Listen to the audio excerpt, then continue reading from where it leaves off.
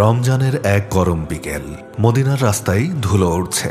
রোদের তাপ যেন আগুনের মতো। এক দরিদ্র মা তার ছোট ছেলেকে নিয়ে বসে আছে রাস্তার পাশে। সারাদিন রোজা রেখেছে, কিন্তু ইফতারের জন্য ঘরে কিছুই নেই। ছেলেটি মাকে জিজ্ঞাসা করল, আম্মা, আজ আমরা কি দিয়ে ইফতার করব? মায়ের চোখে পানি এসে গেল। তিনি মাথায় হাত বুলিয়ে বললেন, আল্লাহ নিশ্চয় কোনো ব্যবস্থা করবেন বাবা। ঠিক তখনই রাস্তা দিয়ে যাচ্ছিলেন একজন সাহাবী। তিনি মা ও শিশুর মুখের কষ্ট দেখে থেমে গেলেন। তিনি নিজের থলেতে হাত ঢুকিয়ে দেখলেন তার এক মুঠো খেজুর আছে। এই খেজুর দিয়েই তার নিজের ইফতার করার কথা ছিল। কিছুক্ষণ তিনি চিন্তা করলেন, তারপর মুচকি হেসে সে খেজুরগুলো শিশুটির হাতে দিয়ে বললেন, নাও বাবা, আজ তোমরা এটা দিয়ে ইফতার করো। ছেলেটির চোখ আনন্দে জ্বলজ্বল করে উঠল।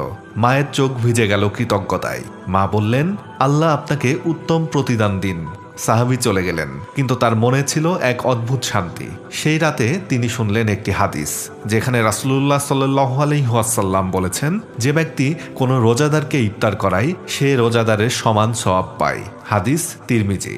সাহাবীর চোখে পানি চলে এলো। তিনি ভাবলেন, আজ যে এক মুঠো খেজুর দিয়েছি, আল্লাহ হয়তো তার বিনিময়ে অসংখ্য সওয়াব লিখে দিয়েছেন।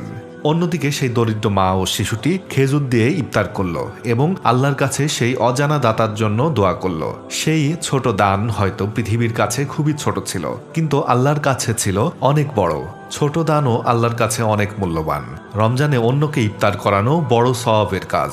আল্লাহ কখনো দানকে নষ্ট করেন না। কখনো ভাববেন না যে আপনার ছোট দান, হয়তো সেই ছোট দানই কারো মুখে হাসি ফোটাবে এবং আল্লাহর কাছে আপনার জন্য বিশাল পুরস্কার হয়ে যাবে।